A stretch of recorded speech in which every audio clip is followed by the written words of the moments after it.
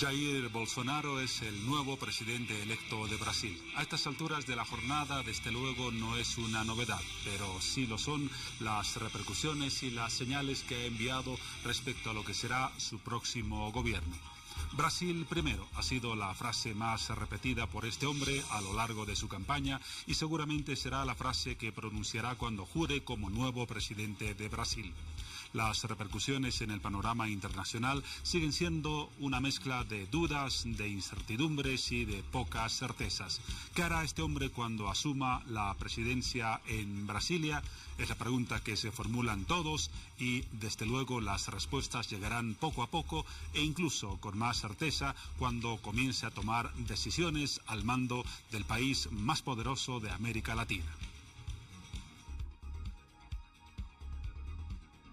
¿Cómo están todos? Bienvenidos a Hora 23. Iniciamos la semana y hablamos de FONABosque. Se lanzó una convocatoria muy interesante para financiar los proyectos que tienen objetivos sin duda fundamentales en esta institución. Vamos a conocer más detalles en los próximos minutos. Pero además, hablamos del agua porque hoy se conmemora el Día Nacional del Agua, un tema muy importante ya que este líquido, este elemento vital es sumamente importante en nuestras vidas. Vamos a conocer todas las actividades que lleva a cabo el Ministerio de Ambiente y Agua y cómo se está trabajando para que exista una cobertura al 100% de este líquido elemento, ya que eso aún no sucede en nuestro país. Bienvenidos a todos. Henry Cabrera, diputado del MAS, uno de los nombres más mencionados en la última semana a raíz de la denuncia de una pareja suya. Lo acusó de violencia, mostró fotografías que evidenciaban un fuerte maltrato físico y desde entonces se desató una tormenta interna en el MAS. Varios piden que renuncie a su condición de diputados, otros guardan silencio. La justicia o el Ministerio Público aún ha dado una palabra al respecto. Y el pasado viernes, cuando este diputado fue a declarar ante el Ministerio Público, se negó a dar declaraciones a la prensa. Hoy hablaremos con el abogado de la presunta víctima, que nos contará detalles del caso y que también nos dará algunos antecedentes del asunto. Esos son algunos de los temas, tendremos muchos más a lo largo de Hora 23. Y comenzamos con el detalle de cada una de esas informaciones y temas cuando son las 23 horas con 8 minutos. Y justamente comenzamos con el que mencionaba hace algunos instantes, el caso Henry Cabrera. Estos son los antecedentes de esa historia de supuesto maltrato, golpes, política y más.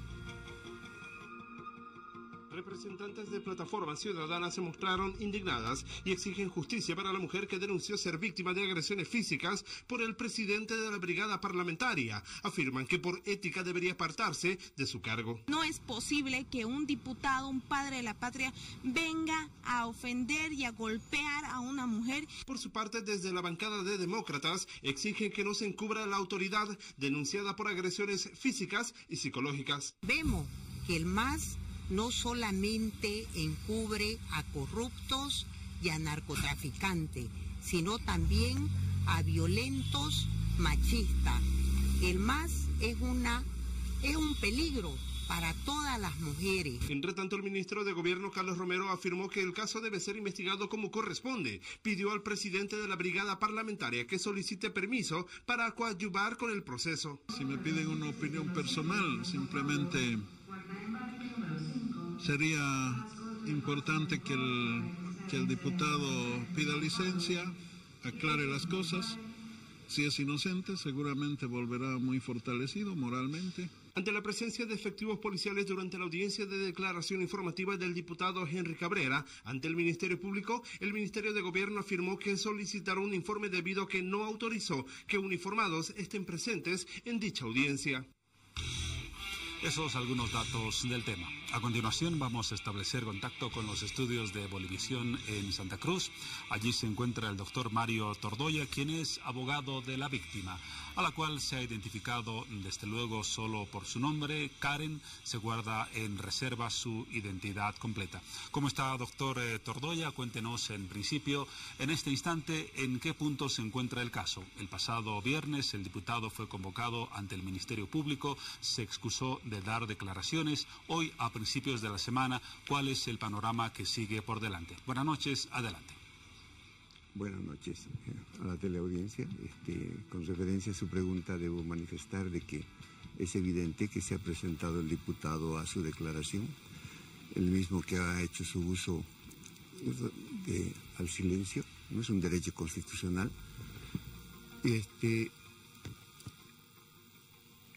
Al existir elementos que no han tomado en cuenta los fiscales, ¿no?, como referencia directamente el certificado médico forense, donde en las consideraciones médicos legales manifiesta observa lesión cicatrizal en la región del antebrazo izquierdo. Esto relaciona con una fotografía que se ha presentado con la denuncia. Como también existe otro certificado médico oftalmológico que mi defendida ha acudido después de 3 días, el mismo que también se relaciona con las fotografías presentadas en la denuncia al principio. Ahora, la ley manifiesta de que debe tener 8 días, que el Ministerio Público debe acumular en 8 días todos los elementos probatorios, ¿no? Entonces estamos esperando eso, que se cumpla para que pueda continuar y al existir los indicios debe existir una imputación formal. Ahora, ¿cuál era exactamente la relación de su defendida con el diputado Cabrera? Se ha sabido en las últimas horas que el diputado del MAS, nada menos que el jefe de bancada de diputados de esa fuerza política, es casado, tiene una esposa, pero habría convivido los últimos 3 años con Karen, la supuesta víctima de violencia física. ¿Cuál era la naturaleza y las características de esa relación? Es evidente, ¿no?, que podemos tomar las palabras del mismo diputado en que manifiesta que tiene una relación de 2 años y un poco más, ¿no? Mi defendida dice 3 años que han tenido la relación amorosa, que por mucha infidelidad han tenido problemas, ¿no? Y los celos que él tenía ante ella han sido las agresiones que ha sufrido por esta situación de celos. Ahora llama la atención el siguiente elemento. En declaraciones que formuló a la prensa, la señora Karen dijo textualmente: hace más de 2 años que me maltrata físicamente. ¿Por qué, si el maltrato se manifestó durante más de 2 años, recién lo denunció la anterior semana? Resulta de que es muy difícil, ¿no? Me pongo en el lugar de ella, es muy difícil de que pueda salir a la prensa y sentar denuncia. Pero sin embargo ella manifiesta que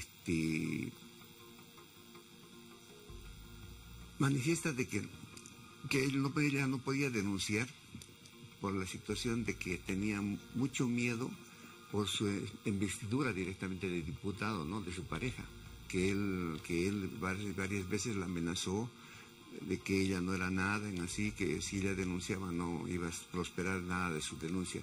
Eso es lo que manifiesta ella. Otro de los asesores del diputado señaló el pasado viernes, estoy hablando de César Cueto, que consideraba la relación con Karen como una simple, abro comillas, aventura, la cierro. ¿Corresponde esta situación desde el punto de vista de su defendida? Parece una pregunta de telenovela, pero puede aportar algunos elementos al caso. Vuelvo a reiterar, ¿no? Debemos tomar las palabras de la conferencia que hizo el diputado Cabrera, donde realmente hace una declaración en su entrevista, para mí una declaración de amor, ¿no? Que se llevaban bien durante 2 años y medio, han convivido, tenían una relación muy buena. Entonces él acepta sobre la relación, entonces su asesor debe estar mal informado de que tenían esa convivencia casi los 3 años, como manifiesta mi defendida. Ahora llama la atención que después de una convivencia de 2 años, 2 años y medio o 3, el tiempo está por establecerse, el pasado viernes el diputado Cabrera acuda a la audiencia del Ministerio Público tomado de la mano de su esposa. Llama la atención, ¿verdad? Evidentemente, llama la atención, él es un diputado departamental, en la cual debía tener un poquito de moral, si es su esposa, a mí mis respetos, ¿no? Pero debemos tomar las palabras de él, de que con mi defendida han convivido los 2 años y medio que él manifiesta, ¿no? El diputado Cabrera ha afirmado en algunas declaraciones que es inocente y que jamás golpearía a una mujer. ¿Qué elementos de prueba cuentan ustedes como parte que ha formulado la denuncia para comprobar lo contrario? ¿Las fotografías son suficientes? ¿Se va a sumar el análisis forense? ¿Qué elementos más debería tomar en cuenta el Ministerio Público? El Ministerio Público debe tomar como elemento probatorio el certificado médico forense, el certificado de la médica oftalmóloga de la atención, como también en el día de la audiencia de su declaración han sido secuestrados los celulares de ambas personas. Pero sin embargo nosotros habíamos solicitado de que se haga el desdoblamiento de las conversaciones de WhatsApp donde el diputado Henry Cabrera reconoce los mensajes de texto, ¿no? Que él ha sido, que le ha vulnerado sus derechos, que la ha golpeado, ha habido violencia contra ella. Entonces, ahí son los elementos probatorios de él, donde él reconoce la violencia que ha causado a mi defendida. Este elemento, doctor, no se había conocido antes. Usted nos está diciendo que en los mensajes de texto del teléfono del diputado Cabrera se establece un reconocimiento por parte de este representante nacional del hecho de haber ejercido violencia contra Karen. ¿Es así? Sí, es así como le digo. Y esos son los elementos que existían cuando él ha declarado. No sé por qué el Ministerio Público no ha tomado en cuenta que ellos manifiestan, son indicios, y con indicios ellos podían imputar aquí al diputado. Con todos estos antecedentes de parte suya como abogado de la víctima, ¿cuál es la demanda, el requerimiento o el planteamiento que han formulado al Ministerio Público? ¿Qué sanción se está pidiendo contra el diputado Cabrera? La sanción es la imputación y llegar a juicio, ¿no? Y sea sancionado de acuerdo a la ley. Eso es lo que pide mi defendida, ¿no? Llegar hasta las últimas consecuencias, que él tenga una sanción. Recuérdenos, por favor, de acuerdo a la normativa vigente, cuál sería la sanción que en este caso correspondería si se establece la autenticidad o la veracidad de la denuncia y se comprueba la violencia física y psicológica contra Karen. De acuerdo a la normativa vigente, tiene 2 años a 4 años de sentencia. Es lo mínimo que tendrían que dar, son los 4 años, como manifiesta la norma. ¿De qué manera influye o influiría posiblemente en este fallo la condición de diputado del acusado? ¿Tendría que primero renunciar? ¿No es trascendente todavía su condición de parlamentario? ¿Qué pasa con esa condición? Bueno, sobre que se ha podido ver en la prensa, los mismos diputados, la presidenta de diputados y muchos parlamentarios pidieron, no sé, que él solicite licencia para poder estar en la misma situación de mi defendida. En todo caso, si existe una sentencia en ese sentido, esta se realizará o se dará independientemente de la condición del acusado. Es decir, su condición de diputado no le da inmunidad en este tipo de acusación. No le da inmunidad. Tiene que regirse a lo que es la norma, y la Constitución Política del Estado manifiesta que aquella persona que tiene una sentencia ejecutoriada no puede ser funcionario o servidor público, ¿no? Para concluir, ¿cuáles son las siguientes etapas del proceso? ¿Qué se está esperando en cuanto a pronunciamiento del Ministerio Público y cuándo deberían registrarse esas etapas? Bueno, de acuerdo a la normativa de la Ley 348, son 8 días que el Ministerio Público tiene que adquirir todos los elementos probatorios, ¿no? Y hacer su imputación. Si estamos hablando de que la audiencia se realizó el pasado viernes, deberíamos entonces conocer la decisión el próximo sábado. ¿Ese es el tiempo estimado? El día lunes, ¿no? Porque no contamos el día feriado, que es el día viernes, ¿no? De acuerdo. Gracias por esos datos, Mario Tordoya, abogado de la víctima, de la persona que acusa al diputado Cabrera de violencia psicológica y física. Su despedida, por favor.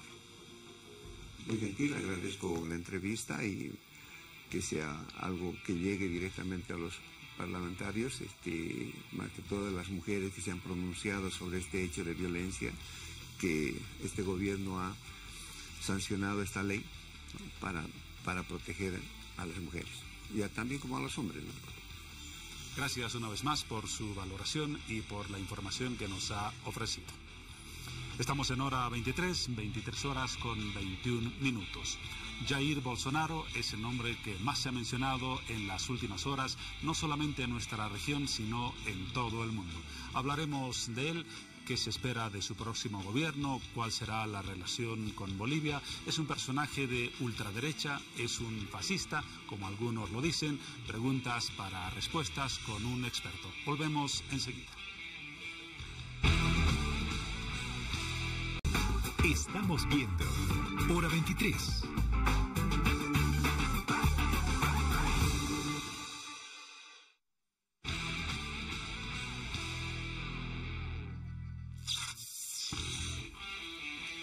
El 1 de enero del próximo año 2019, Jair Bolsonaro se convertirá en el nuevo presidente de Brasil. Sepultará así y pondrá en el archivo de la historia 13 años de gobierno de izquierda y 2 de un gobierno, el actual, con un matiz más centrista. ¿Qué espera a la región, a Brasil y al mundo con la presidencia de Jair Bolsonaro? La pregunta que todos se formulan y nos formulamos desde el día de ayer, cuando se confirmó su victoria en la segunda vuelta electoral.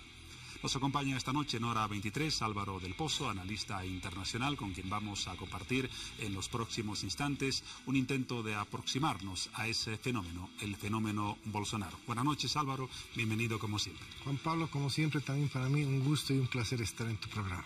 Muchas gracias. En principio, ¿cómo definirías a Bolsonaro? Algunos lo califican de ultraderechista, algunos simplemente de derechista, otros llegan incluso a denominarlo como fascista, para no mencionar quienes en medio de estos denominativos lo llaman populista de derecha. ¿Cuál es la definición en tu criterio que más se acerca a la personalidad y a la importancia política de este personaje? Mira, yo creo que las personas son esclavas de sus palabras, de sus acciones a lo largo de su recorrido, y en política más aún. Creo que Bolsonaro ha tenido una serie de acciones, de presencia en la política brasileña que lo ubicaban casi como un representante del fascismo en el Brasil. En la campaña él ha tratado un poco de alejarse de esa visión con un discurso mucho más centrado. Yo lo calificaría, de todas las que tú me has mencionado, como un populista de derecha, más o menos una imagen similar a la del presidente Trump en Estados Unidos. Ha utilizado armas que antes no eran de la política clásica brasilera, las redes, por ejemplo. Ha desechado la televisión, de alguna manera, los debates, no ha participado en los debates. Él se ha concentrado en hacer una campaña vía redes, en su Facebook, y le ha dado un éxito absoluto. Tiene 7 millones de seguidores, es una de las personas más populares hoy en el Brasil, y creo que a lo largo de ese recorrido político lo podríamos identificar lo que hoy se conoce como populismo de derecha en este caso. Una definición con la que coinciden, por ejemplo, personalidades como Mario Vargas Llosa, su hijo Álvaro Vargas Llosa, como Carlos Montaner y otros analistas. Ese, entonces, el punto de partida para definir a Bolsonaro. Las razones de su victoria. Se mencionaba, por una parte, quizás como la más importante, el hastío con el periodo de corrupción del Partido de los Trabajadores de Brasil. ¿Será esa más el discurso agresivo de Bolsonaro los factores que determinaron su victoria? Sí, un elemento clave, ese hastío. La sociedad brasileña se cansó, se agotó de un sistema corrupto, carcomido por la corrupción. No había un político en el Brasil, para ponerlo en términos casi un poco exagerados, que no está ahí, que no haya estado vinculado a un proceso de corrupción, Lava Jato, cualquiera de los que hemos visto a lo largo de estos 2 últimos años.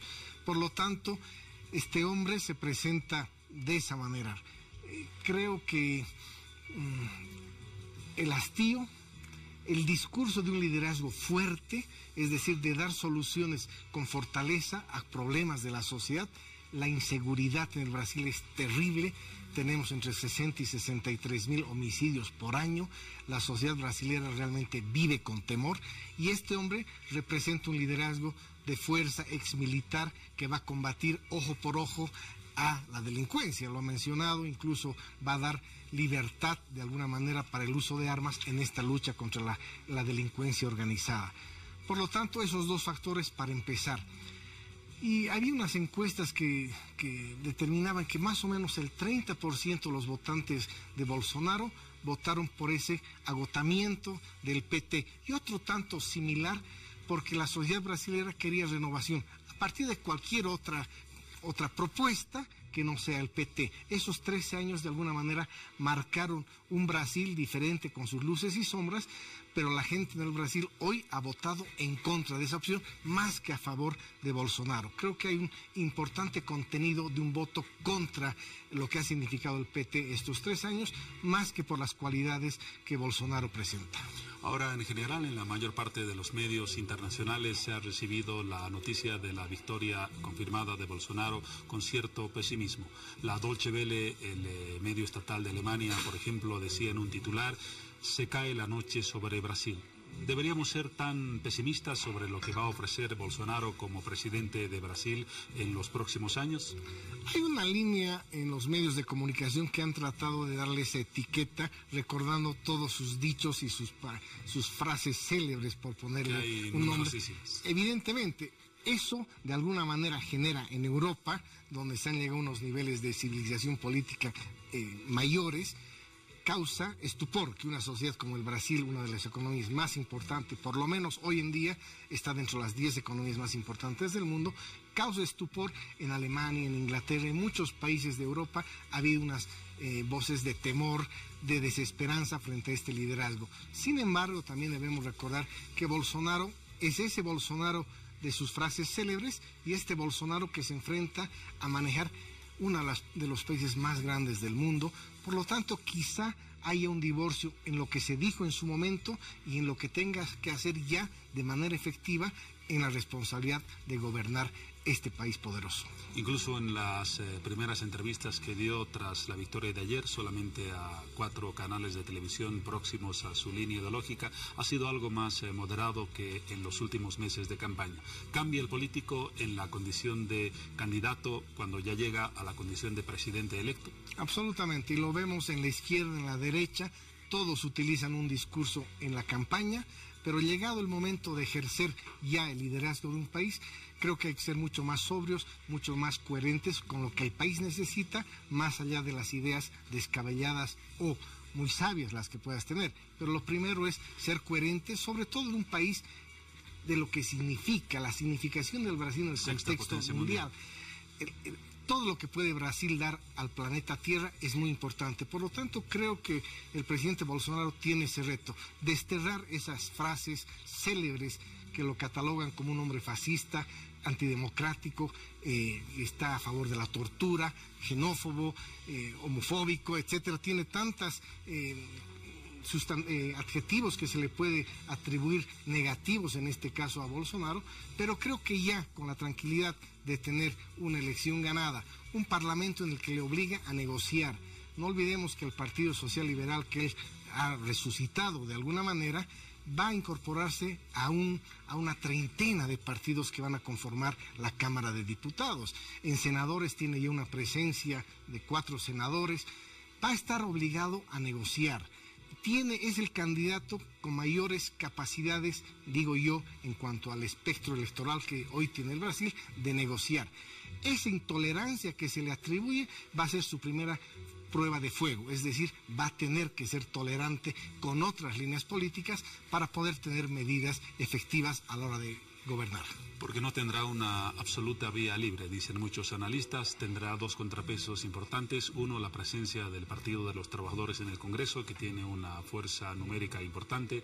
Y dos, la propia justicia brasileña. A diferencia de la nuestra, tiene un carácter independiente y esos dos estamentos harán un contrapeso a lo que pueda ser alguna decisión descabellada de Bolsonaro. ¿Será así? Yo creo absolutamente. El Partido de los Trabajadores sigue siendo la primera fuerza en la Cámara de Diputados, aunque ha bajado sus curules, y el Poder Judicial, como tú bien lo dices, nos ha dado un ejemplo de institucionalidad, de parcialidad, de alguna manera imparcialidad en este caso a la hora de juzgar políticos. Por lo tanto, creo que en el Brasil la institucionalidad es respetable y va a ser esos contrapesos necesarios ante cualquier posibilidad que tenga el presidente Bolsonaro de salirse de esos esquemas que hacen a Brasil el país más importante en la región. Todos nos preguntamos cuál será su relación con Bolivia. Vamos a revisar a continuación algunos tweets que dan algunas opiniones y algunas señales de la política de Bolsonaro y de Brasil con nuestro país. Vamos a la característica del sector y leeremos esos tweets.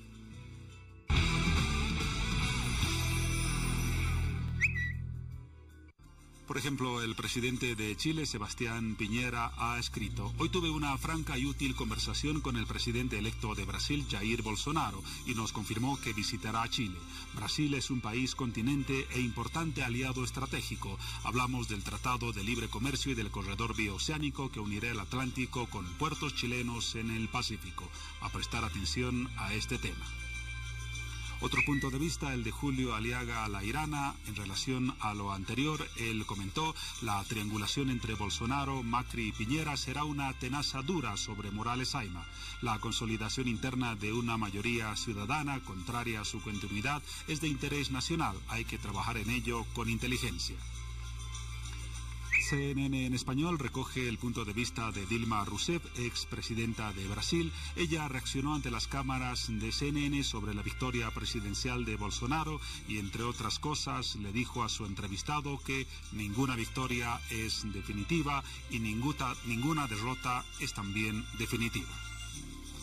Y el último punto de vista del periodista boliviano Andrés Gómez Vela. Él comentó: se alarman porque Bolsonaro dijo ni un centímetro más de tierra a los indígenas. En Bolivia los cocaleros del MAS tomaron tierras indígenas y prohibieron la entrada a los bolivianos. Sean coherentes, pide Andrés Gómez.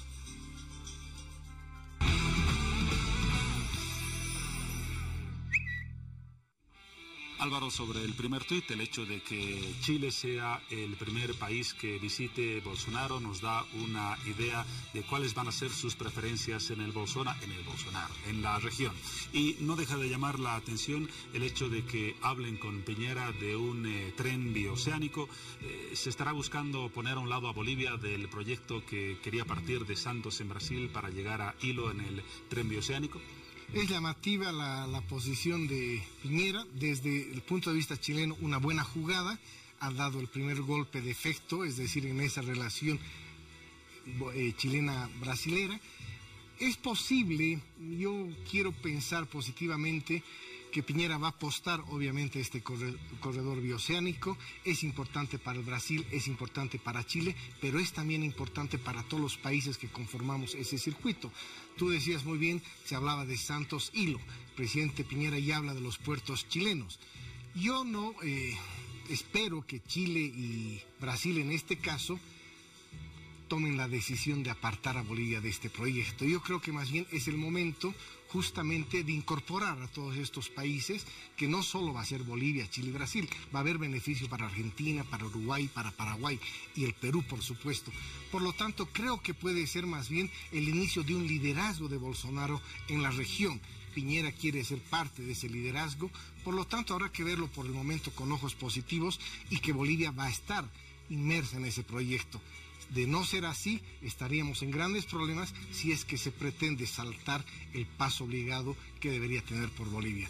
Lo importante acá, yo quiero destacar que Bolsonaro, si bien se lo asemeja a la figura de Trump en Estados Unidos, quien ha buscado más un Estados Unidos de desarrollo de adentro, más que buscar alianzas afuera, creo que Bolsonaro va a tener una perspectiva de relacionarse con las grandes potencias, Estados Unidos, China, Japón, Inglaterra, las potencias occidentales y no occidentales, como en el caso de China, pero en la región va a tener mucho que decir y mucho que hacer. Bolsonaro se ha referido de manera insistente al tema de Venezuela, tanto por los refugiados como la situación política misma del presidente Maduro. Creo que el detalle importante de la presencia de Bolsonaro en la política latinoamericana se va a ver justamente reflejado en su relación con Venezuela, que va a ser muy tensionada, y me imagino que eso va a marcar una nueva estado de situación de la región frente al problema de Venezuela. Sabemos que en la OEA no se han logrado muchas de las aspiraciones de resoluciones que pretendían darle más democracia a Venezuela, pero ya con un Brasil mucho más activo que Temer o que Rousseff en su momento, puede cambiar la balanza significativamente. Por lo tanto, Bolivia, que entra ideológicamente en ese mismo combo, por así decirlo, puede también sufrir de alguna manera una relación tocada ya con el Brasil. Nosotros lamentablemente tenemos una relación muy gasificada con el Brasil. Nuestra máxima relación se impone en nuestra exportación del gas, que representa el 96% de nuestras exportaciones al Brasil. Si nosotros le quitaríamos el gas, realmente nuestro déficit comercial con el Brasil sería nefasto. Por lo tanto, estamos en una situación de una próxima renegociación del contrato del gas que cumple su periodo el próximo año, los más de 20 años casi de este contrato. Ahí vamos a tener que tener una relación diplomática del más alto nivel, no ideologizar. A nosotros nos conviene renovar ese contrato, subir los precios, quizá disminuir volúmenes, pero va a ser un momento muy tenso y muy complejo en la relación boliviano-brasilera. El déficit durante estos 3 años, no haber logrado otro tipo de relación que no sea esta gasificada a la que he mencionado. No hemos sido capaces de diversificar nuestra relación con el Brasil, ni con el presidente Lula, ni con Rousseff, ni con Temer. Hemos seguido de alguna manera concentrando nuestra agenda bilateral con la venta del gas. El gas es un recurso que se termina tarde o temprano, más aún cuando no tenemos estas reservas absolutamente certificadas, más allá de la última certificación de esta empresa canadiense. Por lo tanto, estamos ante un reto muy importante de tener un portavoz que abiertamente rechace el socialismo. Por lo tanto, esperemos que en ambos estados prime la coherencia, la sobriedad para encontrar beneficios a ambos países en esta venta del gas, que para el caso de Bolivia es muy importante. En relación a una palabra que acabas de mencionar, socialismo, con la derrota del Partido de los Trabajadores de Brasil, ha quedado para la anécdota de la historia el famoso socialismo del siglo XXI, de los iniciales fundadores, Bolivia, Venezuela, Brasil, Ecuador, en parte Argentina, ya solo quedan en el vecindario Venezuela y Bolivia. ¿Es el principio del fin o la extinción de este discurso político? Sí, como todo ciclo político, esta es una muestra más de que está concluyendo el anterior, ese llamado el socialismo del siglo XXI. Y en todas las sociedades donde se ha impuesto democráticamente la línea esta del socialismo del siglo XXI, ya han llegado a sus procesos de contradicción. Venezuela es el caso más patético, donde hay un presidente que no quiere reconocer la situación de crisis humanitaria en su país, cual sabemos todos los ciudadanos de este mundo, que la mejor salida en Venezuela es justamente la salida de Maduro, democratizar Venezuela, convocar unas elecciones transparentes, limpias, darle un respiro y sanear esa sociedad que tiene crisis en todos los ámbitos. Por lo tanto, es un parte de este ciclo que se acaba. Son pocos los países que quedan, pero es en política casi una ley que no tiene demostración en contrario. Por lo tanto, es cuestión de tiempo, estos procesos se acaban, se agotan, habrá que vivir el siguiente proceso que nos manda la actual realidad, y por lo tanto, esa es una realidad política y económica. Fernando Molina habla respecto a este tema de una política de péndulo, un momento en la historia de América Latina alineada hacia la izquierda, otro momento un giro en dirección contraria. ¿Estamos en giro a esa dirección contraria en el presente? Absolutamente, absolutamente. Y dependiendo de las contradicciones que se han dado en cada sistema, la respuesta va a representar justamente lo que está pidiendo esa sociedad. El Brasil ha estado agotado por la corrupción, está agotada por la inseguridad y están escogiendo una respuesta a eso. Un exmilitar que da respuestas sencillas a problemas complejos, lo que le gusta a la sociedad, lo políticamente correcto ya no es válido, este hombre no tiene filtros, llega a sus conciudadanos de manera directa, por lo tanto esta sociedad está encontrando esa respuesta a un modelo que se ha agotado. Nosotros hemos vivido obviamente similares procesos. Recuerdo la UDP, la democracia se había alimentado de recuperación de este sistema y se votó después por un gobierno que adoptó medidas neoliberales en ese momento, pero que tuvieron cuya meta era sanar la economía. Esto es así, el tema pendular, como dice Molina, es correcto y estamos justamente camino a la otra tendencia del péndulo. Y no hay ciclos eternos en la política, eso lo ha demostrado la historia y no hay ninguna excepción en el mundo, pese a que muchos lo desearan así. Solo las dictaduras son capaces de mantener ciclos que por su propia naturaleza se han agotado. Álvaro del Pozo, analista internacional. Gracias, Álvaro, por habernos ayudado a descifrar el significado de la victoria de Bolsonaro. Quedará, desde luego, mucho que decir hasta diciembre y, cómo no, después del 1 de enero del 2019. Gracias por tu aporte una vez más. Juan Pablo, como siempre, un gusto y estaré siempre atento a tus cordiales invitaciones. Allí estaremos. Dejamos el tema Brasil, quedará, ya lo dijimos, mucho que hablar todavía en los siguientes meses y seguramente años. Un corte en hora 23, mensajes y luego continuamos.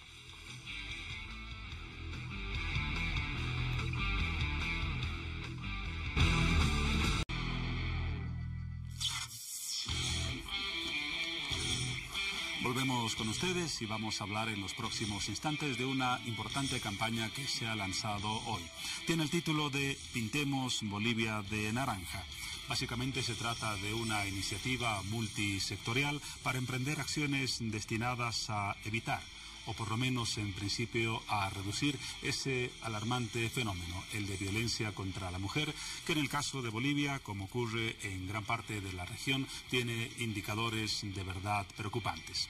Nos acompaña para hablar de esta campaña Cecilia Enríquez. Ella es responsable del área de erradicación de la violencia contra la mujer de la oficina de la Organización de las Naciones Unidas en Bolivia. Cecilia, buenas noches, bienvenida, un gusto tenerla en el programa. Buenas noches, un gusto saludarte. Un gusto saludar a todas las personas que nos ven a esta hora, que ya es algo tarde, pero tenemos a muchos despiertos. Así es. ¿De qué trata la campaña Pintemos Bolivia de Naranja? Explíquenos brevemente, por favor. Claro que sí. En el marco de complementariedad que tiene el Sistema de Naciones Unidas con el gobierno, con el Estado boliviano, con la Cancillería en particular y con el teleférico, hemos empezado una campaña que, como tú decías, se llama Pintemos Bolivia de Naranja. Pongamos fin a la violencia contra las mujeres. En este marco, el día viernes, vamos a hacer una mesa en honor a las mujeres que han muerto a raíz de feminicidios y para conmemorar sus vidas, para recordarlas también y para sensibilizar a la población sobre esta pandemia que es la violencia contra las mujeres.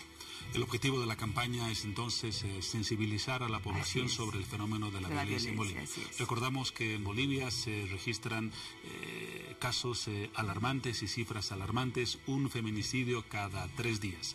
Este es el indicador más grave que debería motivar una reflexión de todos nosotros. Así es, bueno, hay varios indicadores. Uno es somos, según un informe de UNODC, somos el 4º país en la región con el índice más alto de feminicidios. Por un lado. Por otro lado, un informe del 2013 de la OPS muestra que Bolivia es el primer país en el índice de violencia física contra las mujeres y el segundo en violencia sexual, lo cual debe alarmarnos. La última encuesta de prevalencia de violencia muestra que 7.4% de las mujeres ha sufrido algún tipo de violencia a lo largo de sus vidas. Son cifras alarmantes. El gobierno ha erogado mucha política pública para acabar con la violencia, pero en la medida que no seamos conscientes de que la violencia es una pandemia que nos afecta todos los días, pero además que debemos empezar cambiando nuestras vidas para cambiar un sistema que hace que los cuerpos de las mujeres sean oprimidos y asesinados, no va a cambiar absolutamente nada. Ahora, desde luego, saludamos y valoramos todas las iniciativas como la de la campaña Pintemos Bolivia de Naranja, que apuntan a sensibilizar a la población sobre este tema. Pero las propias estadísticas oficiales nos dicen casi lo contrario, es decir, que hay un aumento de los casos de violencia pese a las nuevas normativas, pese a las gestiones de organismos nacionales, pese a las iniciativas de organismos internacionales. ¿Estamos perdiendo la batalla en la lucha contra la violencia contra la mujer? No sé si ha aumentado. Siento que los medios de comunicación se han sensibilizado cada vez más. Entonces vemos en las noticias cada vez más noticias sobre la violencia. No ha reducido drásticamente las denuncias. Es diferente las denuncias que la prevalencia en violencia contra las mujeres.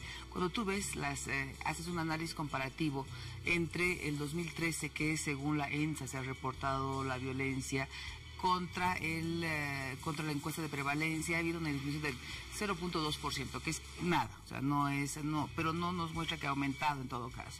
Sí, han aumentado las denuncias. Creo que una de las cosas positivas que trae la 348 es que las mujeres han denunciado más.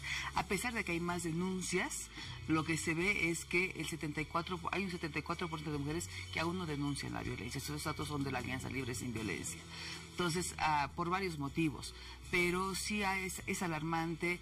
Es importante que las mujeres sean conscientes de que si viven violencia tienen que denunciarla, porque la violencia no es solamente el golpe, el puñete, la violencia puede acabar en un feminicidio. También es importante que sepamos todas y todos que somos corresponsables de los actos de violencia, que si vemos o escuchamos a una mujer que ha sufrido violencia, la denunciemos, porque es un mal, es una vulneración de varios derechos humanos.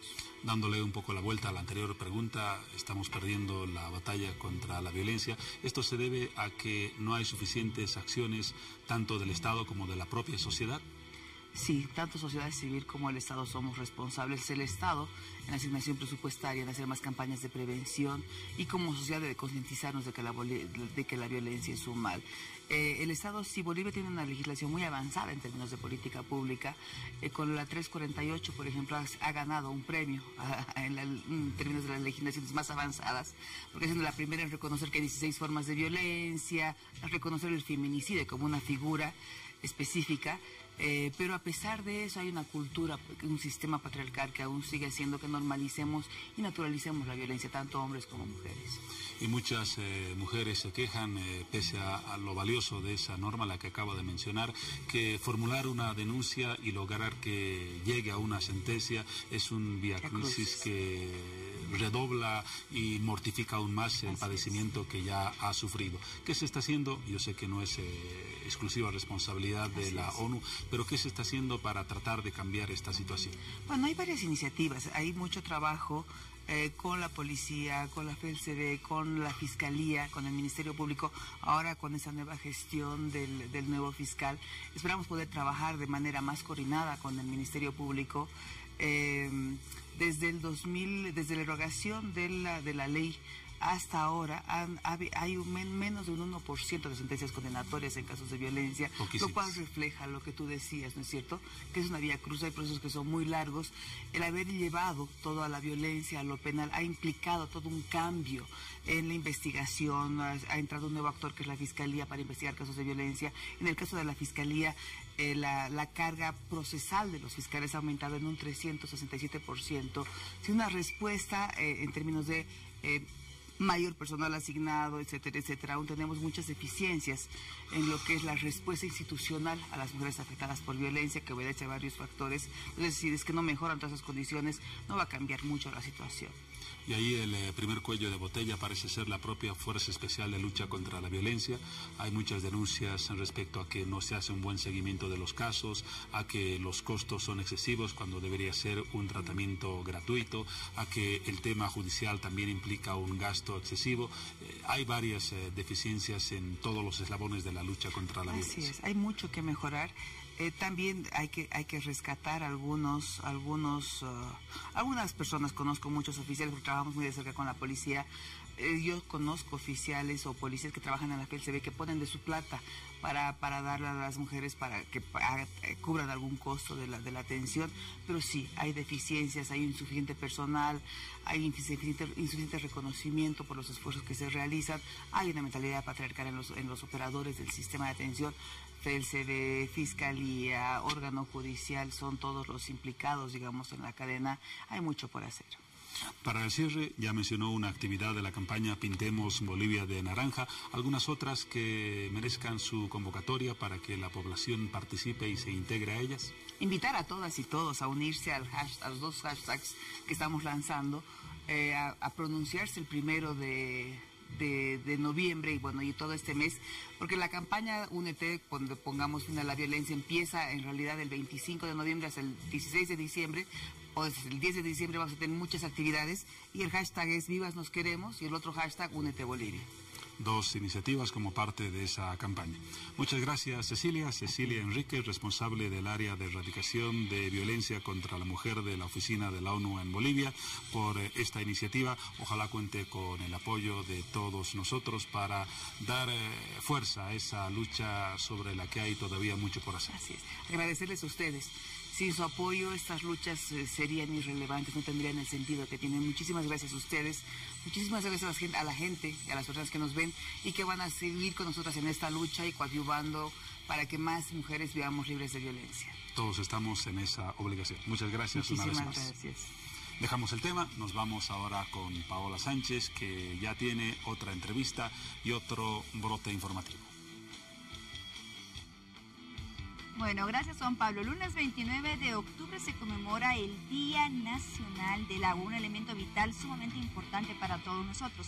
Esta noche vamos a conocer todas aquellas actividades que lleva a cabo el Ministerio de Medio Ambiente y Agua respecto a este día, que es el Día Nacional del Agua, un día de mucha importancia. Además vamos a conocer todos los proyectos que se están llevando a cabo para garantizar el suministro y por supuesto el consumo de agua potable y el consumo sanitario de este elemento sumamente vital.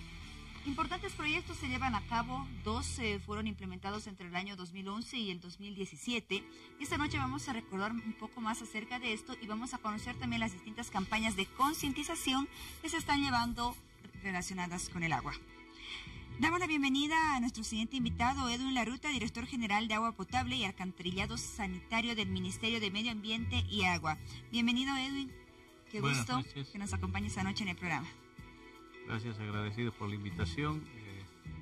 Un saludo cordial a los televidentes de Bolivisión.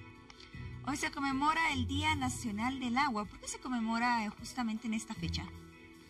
Bueno, la fecha se da ya de hace 29 años atrás, en 1989, deciden por una iniciativa de las empresas operadoras el de conmemorar el Día Nacional del Agua. Y la fecha elegida justo 29 de octubre que se realiza todos los años. Muy bien, y desde el Ministerio de Medio Ambiente y Agua, ¿qué actividades se están llevando a cabo o se han llevado a cabo seguramente durante esta jornada y días previos para conmemorar esta fecha? Bueno, ahí está lo paradójico, es el 29, finales de mes que hacemos, pero nosotros hacemos una actividad que la denominamos a octubre, mes del agua. Muy bien. Y empezamos los primeros días de octubre ya con algunas actividades en función a lo que es el cuidar el agua, lo que es tener como calidad de agua y lo que es también lo que podemos decir ese recurso que tiene que ser de beneficio para todos los usuarios y debe llegar con la calidad y cantidad necesaria a cada uno de los hogares. Se resaltan muchos proyectos durante lo que es el mes de octubre, se llevan a cabo campañas de concientización para informar acerca de la importancia de este elemento vital y también se van planteando proyectos para garantizar lo que es el suministro de agua a todos los bolivianos. ¿Cuáles son aquellas campañas de concientización que han llevado a cabo en estos últimos días, en este mes de octubre y los resultados que han generado? Nosotros trabajamos con 4 políticas. La primera política es la de derecho humano al agua, la otra política es la de calidad del agua, Y luego tenemos la política de uso eficiente del agua y finalmente la política tarifaria sobre el agua. Todas están interrelacionadas porque todos tenemos derecho de tener accesibilidad y este acceso debe ser universal sobre el agua potable para consumo humano. Pero también queremos que esta agua sea de calidad y asimismo lo que queremos es que también tenga la obligación el usuario de saber cuidar el agua, de saberla manejar. Pero también hay otra obligación de tener que pagar un valor adecuado, no por el agua, sino por el servicio del agua. Entonces están relacionadas esas actividades y de algún modo esto lo vamos trabajando en los talleres que vamos realizando en este mes. Hemos empezado con un trabajo, por ejemplo, de intercambio de experiencias entre las empresas operadoras del país con empresas operadores, por ejemplo, de Ecuador, de Colombia y de México. Entonces, con ellos se han ido viendo experiencias sobre temas de cómo se debe hacer un mejor manejo y un mejor servicio del agua.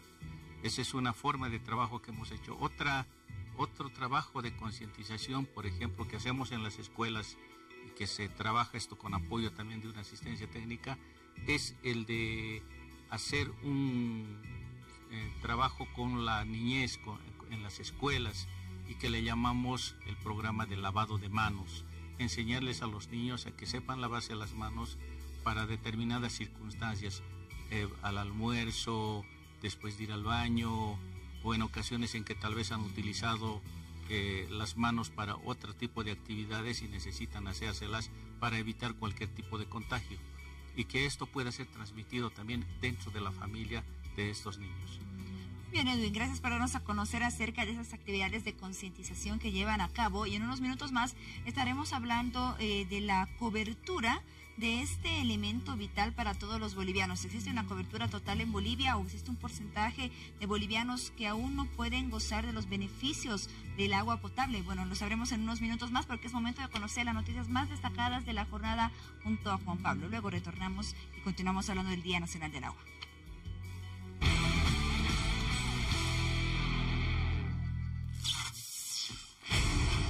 Lo dicho por Paola, cuando son las 0:03, este martes sesionarán en sala plena los 5 de 7 vocales que quedan en el Tribunal Supremo Electoral para reestructurar la directiva de este organismo. Mientras, en el Pleno de la Cámara de Senadores se realizará el tratamiento del proyecto de ley para llenar las vacantes de las vocalías del Tribunal Supremo Electoral. Se estima que la sesión en el Senado comience a las 10 de la mañana.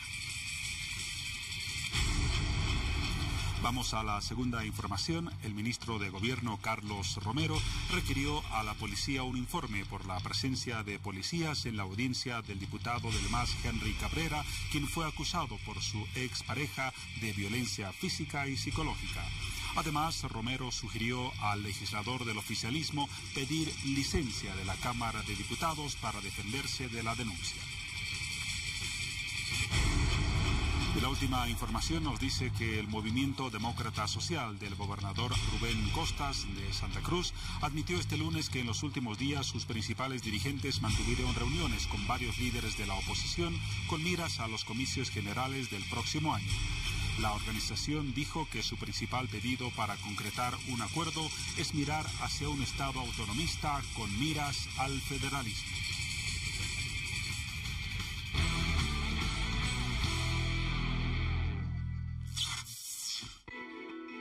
Bueno, continuamos hablando del Día Nacional del Agua y lo estamos haciendo con el director general de Agua Potable y Alcantarillado Sanitario del Ministerio de Medio Ambiente y Agua, Edwin Laruta. Don Edwin, usted nos comentaba más acerca de este líquido elemento y dejábamos abierta una pregunta. ¿Cuál es la situación respecto a la cobertura total del servicio de este líquido elemento en el país, tanto en el área urbana como en el área rural? Bueno, en la cobertura del servicio de agua potable en este momento nos estamos acercando al 90% a nivel nacional. Esto lo podemos separar en dos ámbitos, el ámbito rural y el ámbito urbano. En el ámbito urbano hemos sobrepasado el 90%, estamos por el 92%, y en el ámbito rural estamos cerca al 75%. Entonces, en este momento ya nuestro trabajo en el área urbana ya es más pequeño, pero aún así hay que seguir trabajando y en el área rural está nuestro reto para poder cubrir. ¿Qué falta para llegar a esa cobertura total del 100% y qué planes y proyectos se tienen o se están ejecutando justamente para alcanzar este objetivo? Bueno, tenemos varios proyectos. Para el área rural, por ejemplo, el programa Mi Agua es uno de los programas más importantes con el que trabajamos. ¿Este programa nació el 2011? El 2011 con el primer Mi Agua que se ha lanzado.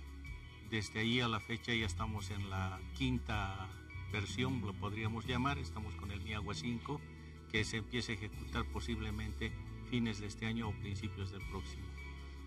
Luego tenemos ahí varios programas específicos en función a la población. Por ejemplo, tenemos los programas de áreas periurbanas, o tenemos el programa de agua y saneamiento y residuos sólidos.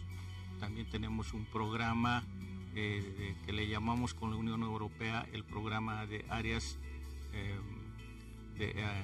urbanas periféricas. Entonces son diferentes programas con los que vamos trabajando de acuerdo a unas características que pueda tener la población que se está concentrada. Hablamos del área rural, que son poblaciones de 0 a 2.000 habitantes, ese es el rango que denominamos área rural. Tenemos poblaciones intermedias de 2.000 a 10.000 habitantes. Tenemos ciudades ya intermedias de 10.000 a 100.000 habitantes y las ciudades mayores que son mayores a 100.000 habitantes. Bien, y todos esos programas, todos esos proyectos que se vienen ejecutando ya, en el caso del programa Mi Agua, por ejemplo, desde el año 2011, el programa Mi Riego también tenemos, y bueno, se han ejecutado proyectos desde el año 2006 que el presidente Evo Morales se encuentra ejerciendo el mandato. ¿Cuál ha sido la inversión que se ha llevado a cabo en todos estos proyectos? Se ha hecho el cálculo correspondiente. Del 2006 a la fecha ya se han invertido 12.000 millones de bolivianos en todo el país, ya sea áreas rurales. ¿Desde el año 2006? Desde el 2006. Y imagínense, tenemos unas estadísticas desde el año 1998, y del 98 al 2005 apenas se han ejecutado 9.000 millones. Nosotros estamos más que duplicando esa cifra. Muy bien, actualmente, ¿cuáles son aquellos departamentos que requieren mayores proyectos, mayores resultados también de agua potable? Bueno, como saben, el 2016 hemos tenido una fuerte sequía en el país y ha afectado esto a diferentes ciudades. Tal vez las más afectadas han sido La Paz, Oruro, Potosí, Cochabamba y Tarija. Con ellas se ha ido trabajando en este tiempo. Por ejemplo, en La Paz se ha logrado construir una represa más, la represa de Jampaturi Alto, y actualmente estamos en plena construcción de 3 represas en la región donde era el Nevado de Chacaltaya. Ahí estamos construyendo las represas de Pampalarama, de Chacaltaya y de la Alpaquita. 3 represas que van a ayudar sustancialmente a abastecer el agua y nos va a dar una solución, por lo menos para los próximos 30 años, en cuanto a abastecimiento para la ciudad de La Paz. La gran noticia también es que debido a estas lluvias ya se ha llenado esta represa última, la represa de Jampaturi Alto. Entonces ya contamos con una reserva de agua bastante suficiente para la ciudad de La Paz. En el caso de Oruro se tiene un programa importante que se llama el APRAUR, que vamos a trabajar para atender casi a 91 zonas con agua potable. Es un programa para atender todas las áreas de las zonas periurbanas de Oruro, y ahí vamos a hacer también la perforación de por lo menos unos 10 pozos para apoyar en el abastecimiento de agua en Oruro. En Sucre tenemos el programa Sucre 3, con el que vamos a trabajar también para el abastecimiento de agua. Consta de mejorar una obra de toma.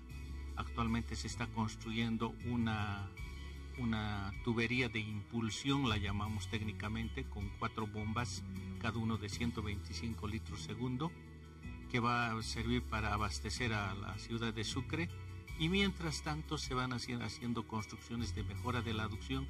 Se van a construir 3 túneles, estamos hablando aproximadamente de unos 5 kilómetros. Se va a construir una planta de tratamiento en la zona de Santa Catalina, en la parte más alta hacia el lado del aeropuerto Juan Azurduy, con el que vamos a lograr también darle la solución a Sucre. En Tarija se tiene el programa Guadalquivir, con el cual se está apoyando a la ciudad de Tarija y otras 3 ciudades adicionales, que en este caso es la ciudad de San Lorenzo, Uriondo y Patcaya. Y en el caso de Potosí, ahí tal vez estamos un poco retrasados, pero estamos avanzando ya con la preparación del proyecto de abastecimiento de agua con las represas de Paranturí. Con estos trabajos vamos a dar la solución necesaria a estas 5 ciudades. Muy bien, gracias por darnos a conocer toda esa información, y ya para finalizar esa entrevista yo le pido que pueda emitir un mensaje a toda la población, ya que si bien se tienen interesantes proyectos que se están ejecutando para garantizar la administración, el suministro de agua potable y alcantarillado sanitario, también es importante la colaboración de cada uno de nosotros y también el trabajo conjunto con los gobiernos municipales para el cuidado de este elemento que es vital. Sí, aquí tal vez es importante, como estamos llegando a una cobertura ya bastante óptima en las áreas urbanas, ya no solo debemos hablar de lo que es el dotar el servicio, sino tenemos que hablar de lo que es cuidar el servicio y cuidar el agua. En el caso de las empresas operadoras, lo que ya buscamos es, por ejemplo, con las experiencias que hemos tenido, es cómo cuidamos las pérdidas de agua que se tiene en un sistema de distribución. Porque hay veces que en las calles se producen roturas, empiezan a haber daños y estos efectos es pérdida de agua que no se la puede recuperar. Entonces es necesario la capacidad operativa y de reacción para solucionar todos estos problemas de parte de la EPSA. De ese modo es que se busca estas experiencias de otras empresas de otros países de Latinoamérica, con el cual se ha ido trabajando. Otra experiencia interesante ha sido trabajar con las universidades y finalmente recordarle al usuario que siempre haga un buen uso del agua en su hogar, como algo que ya nos dijo EPSAS, que debido a la experiencia que se ha suscitado ya ha habido una reducción en el consumo de aproximadamente un 10% en estos últimos años. Ese ahorro sirve para poder atender a otros usuarios que ya también están gozando del servicio. Muy bien, don Edwin Laruta, director general de Agua Potable y Alcantarillado Sanitario del Ministerio de Medio Ambiente y Agua, gracias por acompañarnos esta noche. Gracias a ti por la invitación. Otra oportunidad. Nos damos una pausa y ya volvemos con más de Hora 23. Espérenos.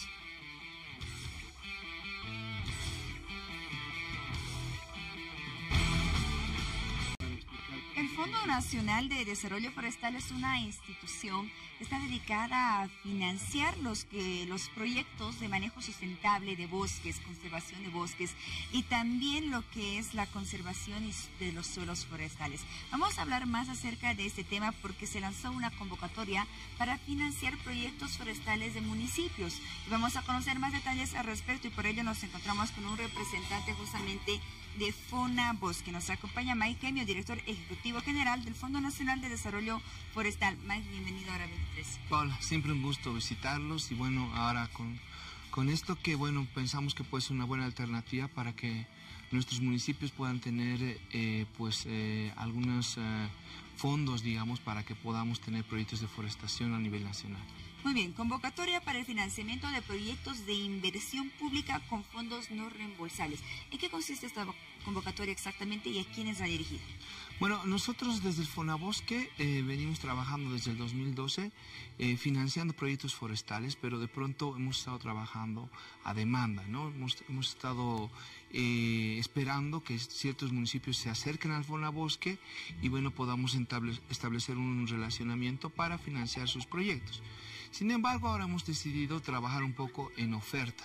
Si vale decir, nosotros estamos planteando ya ciertos parámetros para lanzar una convocatoria, poder financiar proyectos en una primera área, el área amazónica de nuestro país, y otro que pueda ser en el área de las cabeceras de cuenca, que está más por el lado occidente de nuestro país.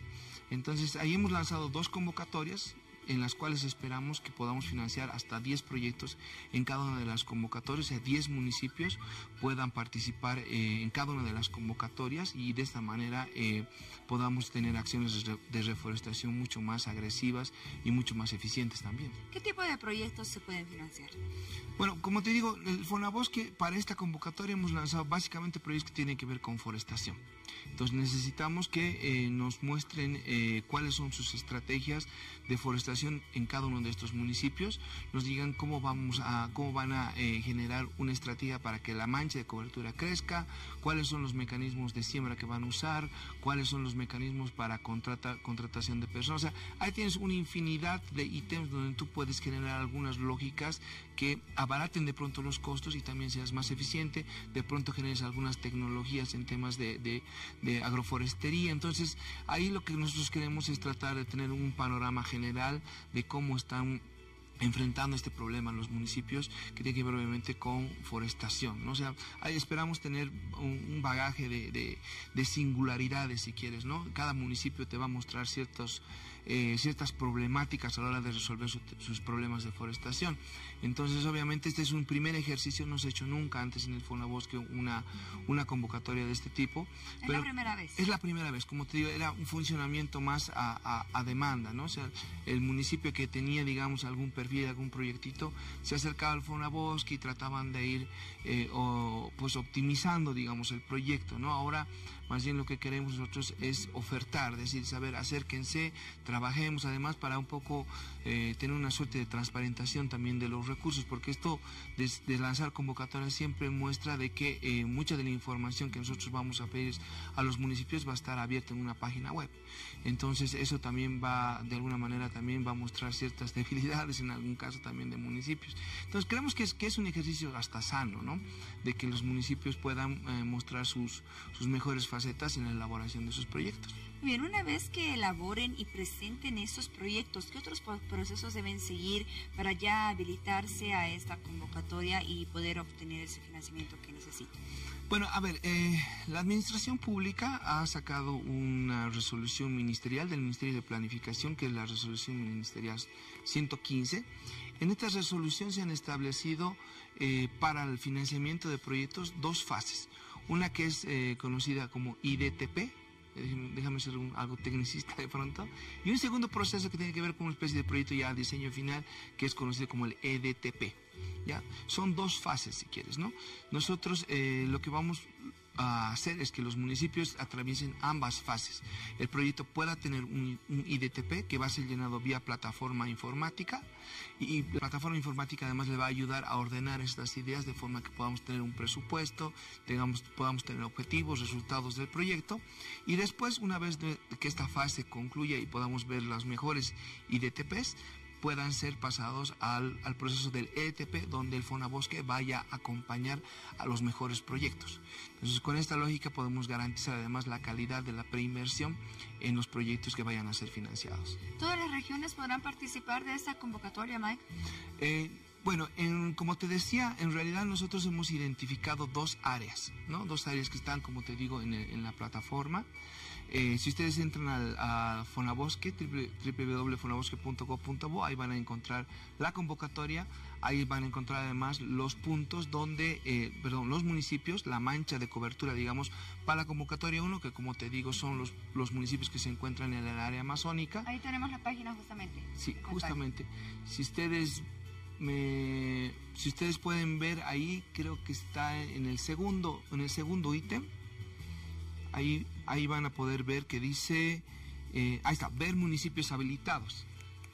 Bueno, este es acerca de la convocatoria. Ese es el primero. Esa es la convocatoria en general que hemos publicado en el periódico, que son las bases, digamos, de la convocatoria. El segundo punto, si me ayudan ahí, vamos al segundo punto, que dice ver municipios habilitados. Y ahí, como te digo, pueden ver la mancha de cobertura de cada una de las convocatorias. En verde, la convocatoria 1, que como verás es la parte amazónica de nuestro país. Pensamos que ahí puede estar un gran potencial de forestación. Está el listado de los municipios además, para que los alcaldes puedan identificar con claridad cuál es el municipio al que pertenecen.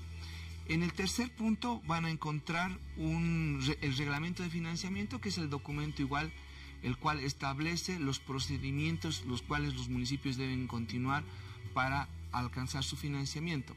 El siguiente punto tiene que ver con un video tutorial. No sé si estamos ahí, a ver. No es la guía de elaboración del IDTP. O sea, este es el documento técnico para que ellos puedan elaborar el IDTP, ¿no? Ahora sí, en el siguiente momento está un botón al quinto punto, a ver, que dice video, ¿no? video tutorial del manejo de la palabra. No, ese es, ya se entró a la plataforma. El anterior punto, a ver, retrocedemos, vamos con el anterior punto, que es un video tutorial para orientarnos. Ahí en la parte superior derecha van a ver el botón de volver, por si acaso. Bueno, se ha entrado ya al cumplimiento de criterios de la convocatoria. Ahí lo que pueden hacer los municipios ya es directamente escoger el tipo de convocatoria. Acá si me sigues acá, ya es la tipología 1 y 2 que ya hemos visto en un momento. Entonces ellos escogen, por ejemplo, el 1, automáticamente ya les va a salir los departamentos que ellos pueden escoger para la convocatoria 1, y lo propio para la convocatoria 2, que como verás son otros departamentos.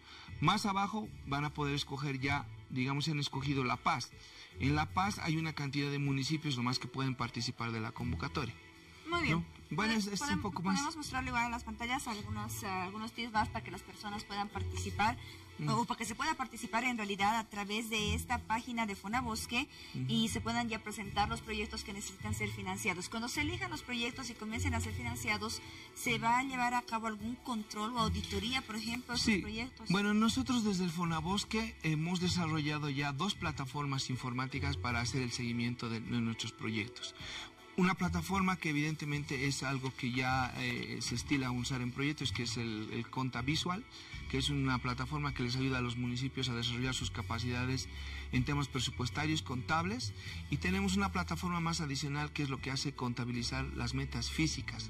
Esto es muy importante porque no solamente ahora nos interesa que gasten la plata, sino que nos interesa que esta plata esté orientada a resultados.